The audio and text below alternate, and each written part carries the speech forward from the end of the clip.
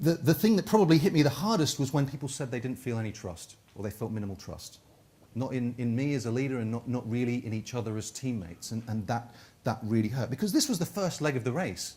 This is where we needed to be building that support and building that confidence and building that trust.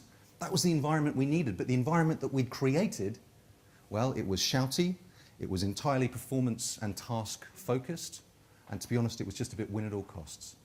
And the crew, quite rightly, wanted that to change, and that change would have to come from, or at least begin, with me. And so I sat there in this hotel room and thinking about this stuff, just having had this feedback, and I felt like I'd blown it. Feeling like maybe I really was too young for this job. Feeling like maybe I really was out of my depth. All those insecurities and self-limiting beliefs that we all carry around with us began to crowd back in on me in that moment. But, you know, after sitting there and beating myself up for a few hours, I decided, you know, what was done was done. I had to turn things around, and I had to turn them around fast.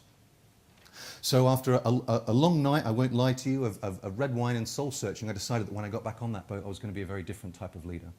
A more self-aware leader, a more emotionally intelligent leader, the leader that the crew needed and deserved, and the one that I knew I should, in my heart of hearts, be. But I also had this very practical problem to solve, because by now we should have had a very large amount of trust established on the boat. We should be a very, very trusting team, but we didn't have that because of the way I behaved in the environment that we had on board. So I had to build that trust over the next leg and build it fast, because the third leg of the race would be racing from Cape Town to Australia through the fearsome Southern Ocean, one of the most dangerous bodies of water anywhere in the world. So we would need to build that trust to a very high level before we got to that dangerous environment. So we didn't have long to do it. So I did, as you do in this day and age, I went onto Google and I typed in, how do you build trust really fast? Now this is an interesting search if you ever want to do it, with a very wide variety of answers, some more ethical than others. And once you scroll past all the clickbait, earn anyone's trust in 5 easy steps, you know, you start seeing one thing that just keeps appearing again and again and again, and I love it. It's called the trust equation. Have you heard of it? Some have.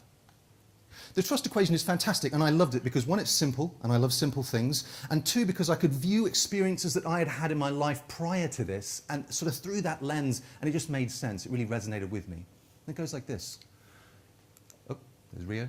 Trust equals credibility. So credibility is how well you know your stuff, how reliable you are. Now, I felt I didn't have a problem with credibility. The crew seemed very much to trust my technical competence, my capability to keep them safe, to navigate the boat, to do all that racing sailor stuff.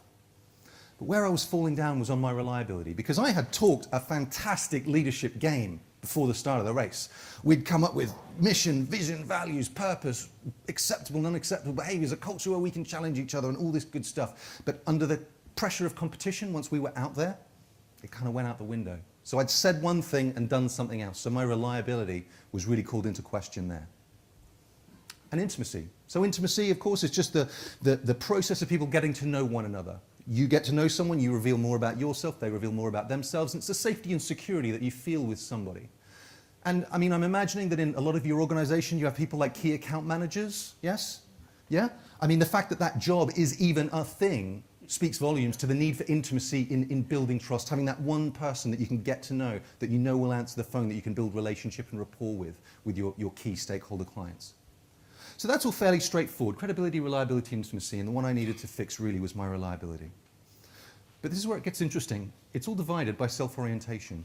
And self-orientation is to do with your focus, and whether it's inwards on your own needs and your own desires and your own agenda, or whether it's outwards on other people or another person in particular. Now, I'm sure that my crew was saying to one another, Brendan, he does not care about what we want from this race. He's not interested. All he wants to do is win, win, win, because that's going to further his own sailing career. He's ambitious, and that's his agenda. And that was the perception that I really had to change. I had to prove that I was there for them, and by giving them what they wanted and doing what was best for the team, I would also get the result that I wanted myself.